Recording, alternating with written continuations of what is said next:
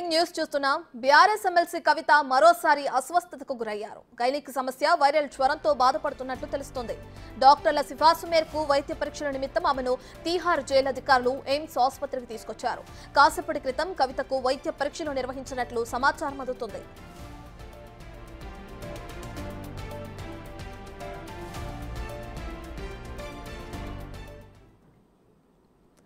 ఇదే విషయానికి సంబంధించి మరింత సమాచారాన్ని ఢిల్లీ నుంచి మా ప్రతినిధి శివ అందిస్తారు. రైట్ శివ, బీఆర్ఎస్ ఎమ్మెల్సీ కవిత మరోసారి అస్వస్థతకు గురయ్యారు. దానికి కారణాలేంటి? ఏ కారణం చేత ఆమెని హాస్పిటల్లో జాయిన్ చేయడం తెలుస్తుంది. అయితే జ్వరం అంటున్నారు కదా, దానికి సంబంధించిన డీటెయిల్స్ ఏంటి?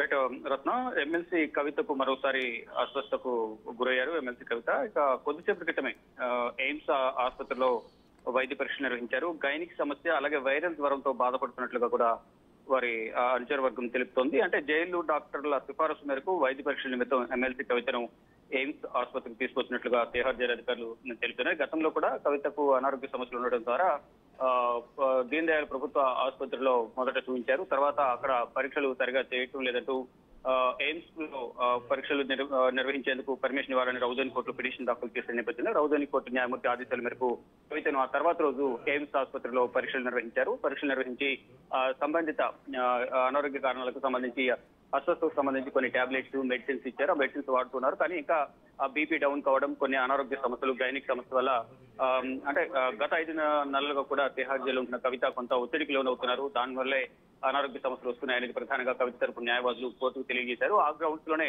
హెల్త్ గ్రౌండ్స్ లో కూడా కవితకు బెయిల్ మంజూరు చేయాలని పలుమార్లు ఇటు ట్రయల్ కోర్టులో, ఢిల్లీ హైకోర్టులో పిటిషన్ దాఖలు చేసినప్పటికీ ఈ 2 కోర్టులు కూడా కవితకు బెయిల్ పిటిషన్ పరిశీలించారు. రీసెంట్ గా సుప్రీంకోర్టులో పిటిషన్ దాఖలు చేసిన నేపథ్యంలో తదుపరి విచారణ వాయిదా వేశారు. నెక్స్ట్ వీక్ కవితకు సంబంధించిన బెయిల్ పిటిషన్ పై విచారణ జరగబోతుంది. దీంట్లో కూడా హెల్త్ గ్రౌండ్స్ సంబంధించి కూడా పిటిషన్ వేసిన నేపథ్యంలో దానికి సంబంధించి కూడా విచారణ కొనసాగే అవకాశం ఉంది. మొత్తంగా చూస్తుంటే కవితను ఢిల్లీ లిక్కర్ పాలసీ కేసులో ఈడీ మార్చి 15న, అలాగే సిబిఐ కేసులో ఏప్రిల్ 11న 2 దర్యాప్తు సంస్థలు అరెస్ట్ చేశాయి. ప్రజెంట్ తిహార్ జైల్లో ఉన్నారు. గత కొంతకాలం కాలంగా కవిత అనారోగ్య సమస్యలతో ఇబ్బంది పడుతున్నారు. దానికి సంబంధించి ట్రీట్మెంట్ కూడా తీసుకుంటూ ఉన్నారు. కానీ ఇప్పుడు ఆ సమస్య ఎక్కువ అవుతున్న నేపథ్యంలోనే ఈ రోజు ఎయిమ్స్ ఆసుపత్రికి తీసుకొచ్చి తిహార్ జైలు అధికారులు పరీక్షలు చేయించిన అనంతరం తిరిగి మళ్ళీ తిహార్ జైలుకు తీసుకెళ్లినట్లుగా తెలుస్తోంది. రత్న, రైట్ శివ, మీరు చెప్పినట్లుగానే అటు గైనిక్ సమస్య, వైరల్ జ్వరంతో బాధపడుతున్నట్లు తెలుస్తుంది. అయితే దానికి సంబంధించి మరి కుటుంబ సభ్యులు కలిసే అంటే వెళ్ళి చూసే అవకాశం ఏమైనా ఉందంటారా? రైట్, ఓన్లీ కేవలం వాళ్ళు ములాఖాతులో భాగంగా తిహార్ జైల్లో మాత్రమే కలవాల్సి ఉంటుంది. వైద్య పరీక్షల నిమిత్తం తిహార్ జైలు అధికారులు తీసుకొచ్చి ఎయిమ్స్ ఆసుపత్రిలో ట్రీట్మెంట్ ఇప్పిస్తున్నారు కాబట్టి తిహార్ జైల్లో మాత్రమే ఎవరైనా కలిసే అవకాశం ఉంటుంది. ఆ ఎయిమ్స్ ఆసుపత్రికి వెళ్లి పోలీసుల పర్యవేక్షణలో ఉన్న కవితను కలిసే అవకాశం ఉండదు.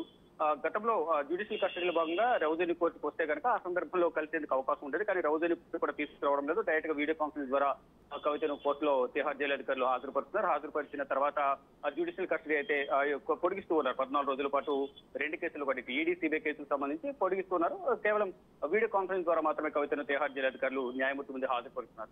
ఒకవేళ కుటుంబ సభ్యులు ఎవరైనా చూడాలన్నా వెళ్ళి మాత్రం ఇటు ములాఖాతులో భాగంగా తిహార్ జైలుకి వెళ్ళి అక్కడ వెళ్ళి కలవాల్సింది తప్ప ఎయిమ్స్ ఆసుపత్రికి వెళ్ళి కలిసే అవకాశం ఉంది. ఒకవేళ సీరియస్ కండిషన్ అయితే ఆ సందర్భంలో అది కూడా కోర్టు పర్మిషన్ తోనే కుటుంబ సభ్యులు కలిసే అవకాశం అయితే ఉంటుంది. ప్రస్తుతం అనారోగ్య సమస్యల వల్ల ట్రీట్మెంట్ తీసుకున్నారు. ట్రీట్మెంట్ తీసుకున్న తర్వాత మళ్ళా తిహార్ జైలు అధికారులు తిహార్ జైలుకు తరలించినట్లుగా తెలుస్తోంది. Right, thank you Shiva.